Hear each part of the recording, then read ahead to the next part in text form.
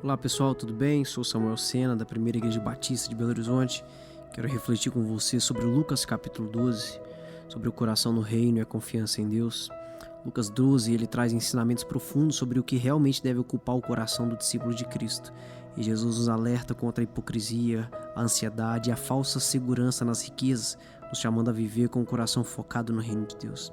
Em primeiro lugar, ele fala sobre o perigo da hipocrisia, porque Deus conhece o nosso coração. Jesus começa advertindo: acautelai-vos do fermento dos fariseus, que é a hipocrisia. Verso 1. Os fariseus eram religiosos que aparentavam santidade, mas por dentro estavam longe de Deus. E aqui Jesus ensina que tudo que está oculto um dia será revelado. Não há nada encoberto que não haja de ser descoberto, nem oculto que não haja de ser sabido. Verso 2. Isso significa que não podemos viver uma fé de aparências. Deus conhece o nosso coração e Ele deseja que sejamos sinceros diante dEle. Estamos vivendo de forma autêntica ou somos apenas pessoas que mantêm uma imagem religiosa? Em seguida, ele fala sobre o temor a Deus, aquilo que nós de fato devemos dar atenção. Jesus continua dizendo que não devemos temer os que matam o corpo, mas sim aquele que tem autoridade sobre a alma. Temei antes aquele que, depois de matar, tem poder para lançar no inferno. É o verso 5. Aqui aprendemos que o nosso maior compromisso deve ser com o Senhor e não com a opinião dos outros, ou nem mesmo com aquilo que os outros podem fazer conosco, seja no físico, seja na alma, seja com o nosso nome, com a nossa reputação. Muitas vezes a gente tem medo de desagradar pessoas, e não desagradando pessoas, ou seja, fazendo a vontade das pessoas, deixamos de agradar a Deus. E esse é um perigo muito grande, porque Deus é aquele que nos salvou, é aquele que nos justifica, é aquele que nos testifica. Então Ele deve ser a quem devemos agradar diariamente. Em seguida, aprendemos sobre o cuidado de Deus. Apesar de nos chamar a temer ao Senhor, Jesus também nos lembra do seu amor. Não temais, no sentido de não tenham medo, mais valeis vós do que muitos pardais. É o que ele diz no versículo 7. Devemos ter temor ao Senhor. E ter temor é ter respeito ao Senhor. Diferentemente de ter medo. Tenham temor ao Senhor porque vocês sabem quem Ele é. E por isso precisam dar honra, precisam dar glória e viver de maneira digna na sua vocação de filho.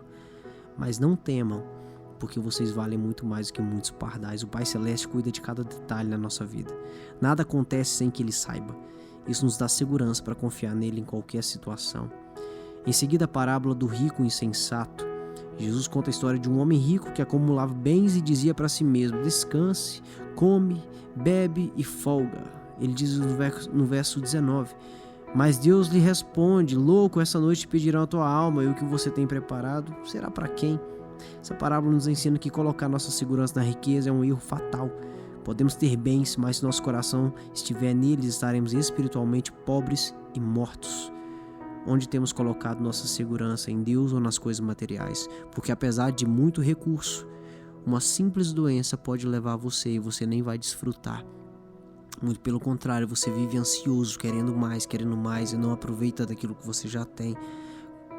Mas se você tivesse com o coração pautado no Senhor, mesmo com pouco, você seria feliz, completo e realizado. Porque dentro de todo homem existe um vazio do tamanho de Deus, que só pode ser preenchido pelo Santo de Israel.